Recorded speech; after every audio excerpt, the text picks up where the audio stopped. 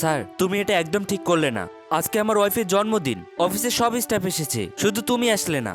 আসলে স্যার আমার শরীরটা একটু খারাপ ছিল, সে কারণে আমি আসতে পারিনি। আর মেম সাহেবের জন্মদিন পালন হয়েছে, মেম সাহেব আর আপনি খুশি, তাই আমিও খুশি। তুমি এরকম বলছো কেন? তোমার কি কোনো প্রবলেম হয়েছে?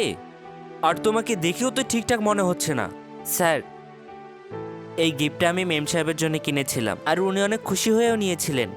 কিন্তু তারপরে আমি যখন বাইরে গেলাম, বাইরে গিয়ে দেখলাম এই গিফটটা নোড়ার মধ্যে পড়েছিল।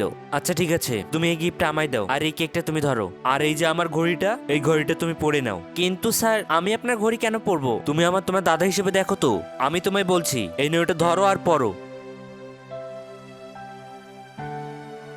আর শোনো, তোমার দিদি যখন আসবে, মানে আমার ওয়াইফ যখন আসবে, তখন ওর সামনে এই ঘড়িটা পরে শো আপ করবে। ঠিক আছে স্যার? Hello ma'am. কটা বাজে? এই ঘড়িটা তো আমি রাহুলকে গিফট করেছিলাম, কিন্তু এটা গোপালের হাতে কি করছে তাহলে? আমি তোমাকে যে ওয়াচটা দিয়েছিলাম সেটা কোথায়? ওটা আমাদের ওই গার্ড আছে না, ওকে গিফট করে দিয়েছি। রাহুল, তুমি এটা কি বলছো? ওই ওয়াচটা তোমাকে আমি গিফট করেছিলাম, আর ওটা পুরনো হয়েছে বলে তুমি গার্ডকে দিয়ে দিয়েছো।